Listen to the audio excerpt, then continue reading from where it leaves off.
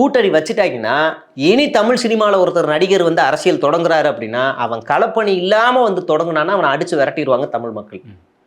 களப்பணி இல்லாமல் மக்களுக்காக நீ பேசாமல் வந்து ஒரு அரசியலை தொடங்குனா விஜய்க்கு ஏற்படுற நிலைமை உனக்கு ஏற்படும் நம்ம காமிச்சிருவோம்.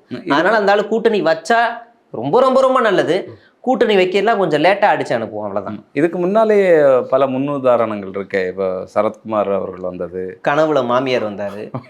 மாமியார் வந்து எனக்கு வந்து 2 மணிக்கு என்ன சிஎம் என்னன்னு தெரியல, அது தனி கதை. அவங்க பாவம் அவங்க கட்சியில் ரோசம் உள்ள 2-3 பேர் இருக்காங்க. யாரை கேட்டு கட்சியை 2-3 பேர் தான்.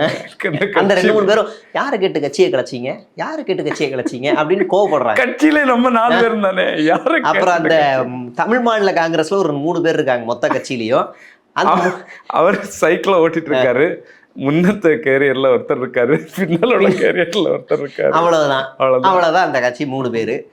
ஜான் பாண்டியன் சொல்லவே வேணாம், சூப்பரு. அப்புறம் வேற யாரும் இந்த வேலூர்ல ஒரு ஆள் இருக்காப்புல. அப்புறம் ஆகச்சிறந்த பெரிய கட்சிகள் இவங்க தான். எனக்கு தெரிஞ்ச அதிமுக மட்டும்தான் அங்கே பெரிய கட்சி. பாஜக கூட பெரிய கட்சி கிடையாது. பாஜக முதுகுல ஏறி ஜெயிச்சது தான், அதிமுக முதுகுல ஏறி ஜெயிச்சது தான் பாஜக. 2வது பெரிய கட்சினா பாமக, அதுவும் இப்போ இல்லை.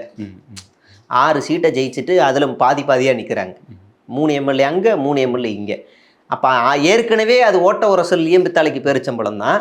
இதில் நம்ம அண்ணனும் போய் ஏறி சவாரி பண்ண போகிறோம்.